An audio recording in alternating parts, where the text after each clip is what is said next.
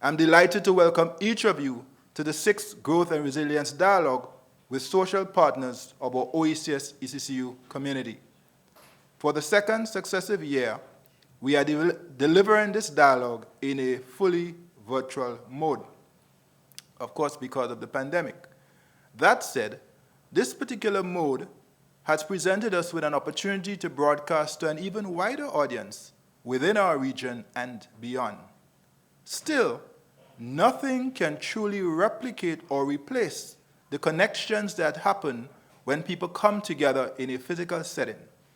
Consequently, I very much look forward to welcome you back to our campus next year, God willing. I wish to recognize and thank our partners for the planning of this year's dialogue: the OECS Commission, the University of the West Indies, and the World Bank. Our theme for the 6th edition is Climate Resilience, Securing the Future of Small Island Developing States. This theme aligns very well with the theme of our Central Bank's strategic plan, Transforming the ECCU through Innovation and Collective Action. In my remarks today, I have 3 key messages. First, climate change remains a clear and present danger with far-reaching impacts on our lives and livelihoods. Second, innovative homegrown solutions are urgently needed to propel our region's effort to build climate resilience. And third, a whole-of-society approach is critical to maximize collective action for climate resilience. The climate challenge. Excuse me. In a world of cascading crises, the pandemic, supply chain disruptions, rapidly rising prices, and now the war in Ukraine, our focus on climate change could easily be eclipsed by these developments. But make no mistake, the climate situation is still an emergency and poses an existential threat, particularly to vulnerable small island developing states such as ours. And lest we forget, the upcoming hurricane season is less than 2 months away. Earlier this year, the United Nations Intergovernmental Panel on Climate Change, IPCC, released its latest report titled Climate Change 2022, Impacts, Adaptation, and Vulnerability. Ladies and gentlemen, the news, to put it bluntly, is not good. The report indicates that global surface temperatures have increased by about 1.09 degrees Celsius since pre-industrial times.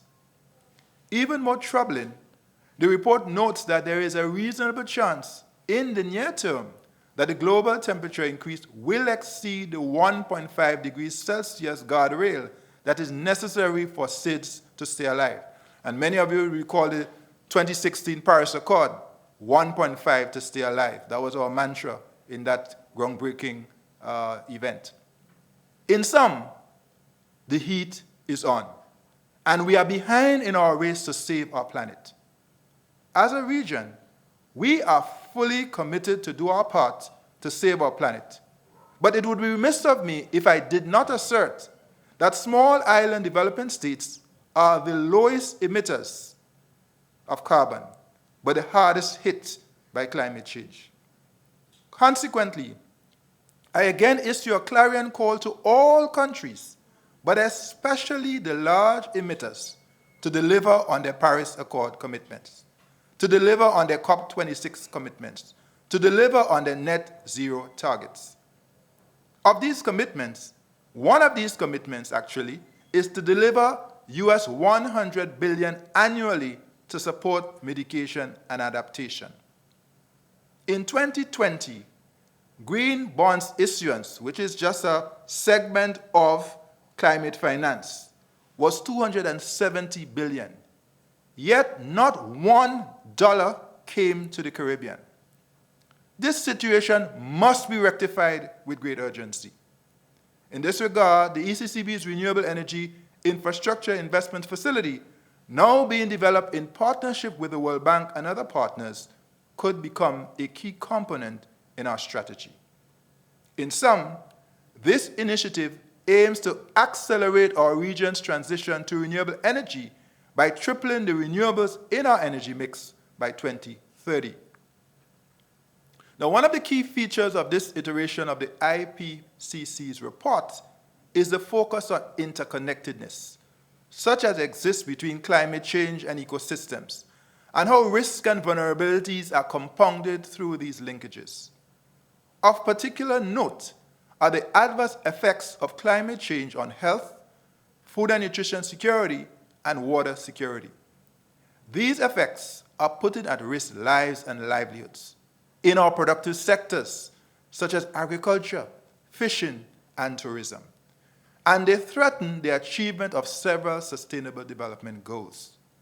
These topical issues are featured in this year's dialogue. Look at the panels coming up. The Climate Resilience Data Challenge. Having put the spotlight back on our climate emergency, what can we do about it? Some of you may recall that in last year's dialogue, one of the areas of focus was digital skills and jobs. Consequently, I was very pleased to approve a proposal by the planners of this year's dialogue for a challenge that taps the pool of digital skills and talent in our region. Thus was born the dialogue's Climate Resilience Data Challenge. The challenge provides a prime opportunity to crowdsource solutions and apply digital technologies to address this wicked problem that is climate change. In the context of building out a digital economy, I have long advocated that we become producers, not mere consumers of knowledge and technology. I reiterate that call today. Indeed, we must be innovators, not blockers, doers, not talkers, leaders, not laggards. For anyone who doubts our capacity, the capacity of this region to reach the heights of knowledge creation and innovation, I remind you of our two Nobel laureates from St. Lucia. I also remind you that in the aftermath of Hurricane Ivan in 2004, our region was the first in the world when in 2007, it established a multi-country catastrophe risk insurance pool, now called CRIF SPC.